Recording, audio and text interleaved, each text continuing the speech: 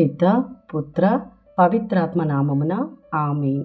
ఈరోజు అక్టోబర్ 14వ తారీఖు.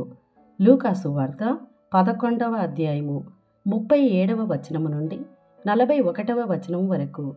ఆయన మాట్లాడుచుండగా ఒక పరిసయ్యుడు తనతో కూడా భుజించుటకు రండని ఆయనను ఆహ్వానించెను.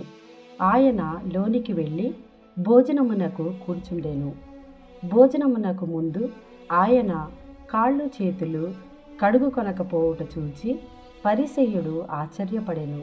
అందుకు యేసు అతనితో ఇట్లనెను, మీ పరిసయ్యులు గిన్నెలకు పళ్ళెములకు బాహ్యశుద్ధి చేయుదురు, కానీ మీ అంతరంగము మాత్రము దౌర్జన్యముతోనూ దుష్టత్వముతోనూ నిండియున్నది. అవివేకులారా, వెలుపలి భాగమును చేసినవాడు లోపలి భాగమును కూడా చేయలేడా?